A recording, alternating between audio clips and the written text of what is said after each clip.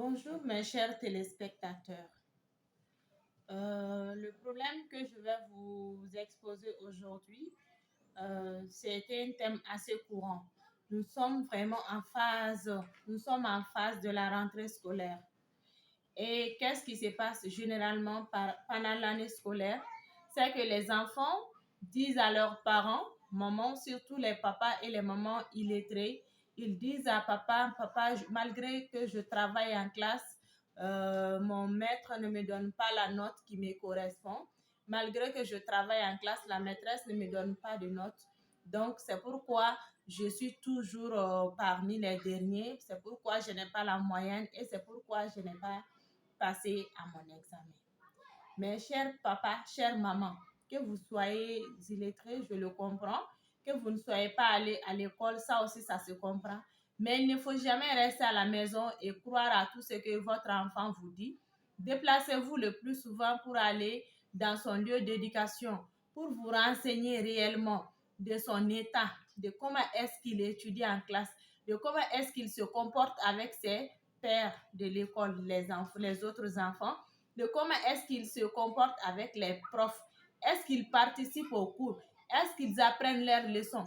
Est-ce qu'ils sont obéissants à leur maître? Est-ce qu'ils écoutent ce que leurs éducateurs leur disent? C'est ça aussi votre rôle. Donc, ne restez pas seulement à la maison et croire à tout ce que l'enfant vous dit. Ne restez pas seulement à la maison et se dire que mon enfant m'a déjà dit que son maître est comme ça. Donc, peut-être lorsque je vais changer d'école cette année, peut-être que ça va donner. Ou sinon, lorsque je vais vraiment l'enlever dans cette école-là, ça va peut-être marcher. Il faut aller à la source du problème. On vous a certes exposé un problème. Il faut aller à la source pour aller voir réellement ce qui se passe avec l'enfant. Est-ce que l'enfant est véridique? Est-ce qu'il est obéissant? Est-ce qu'il ne joue pas trop en classe? Est-ce qu'il ne chôme pas les cours? Est-ce qu'il fait la lecture correctement?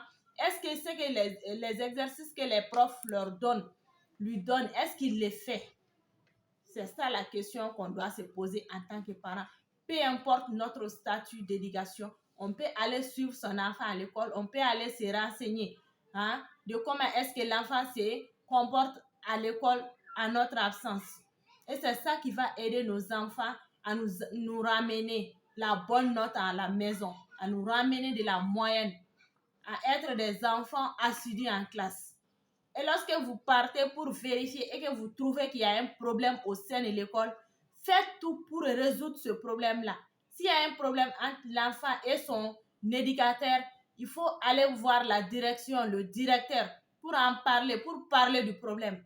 Lorsque vous trouvez qu'il y a des problèmes entre votre enfant et les autres enfants, il faut contacter les parents de ces autres enfants-là afin de résoudre le problème de votre enfant.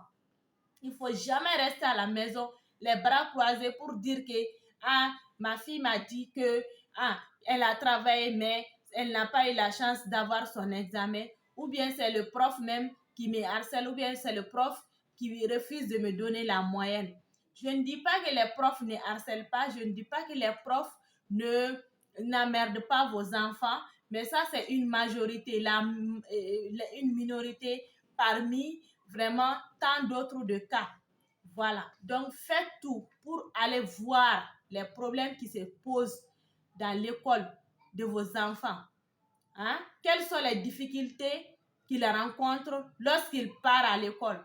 Ne leur laissez jamais main libre, ne leur laissez jamais aller se débrouiller comme ça à l'école, aller revenir par leurs propres moyens ou revenir vous raconter tout ce qu'ils veulent que vous croyez. Donc, ne restez pas seulement là à écouter ce que vos enfants vous disent. Mettez-vous aussi à l'action. Jouez votre rôle de parent. Ne soyez pas des parents à moitié, mais soyez des parents assidus, des parents qui se donnent, qui se battent pour l'avenir de ses enfants. Voilà. Soyez des parents comme ça. À bon entendeur, salut.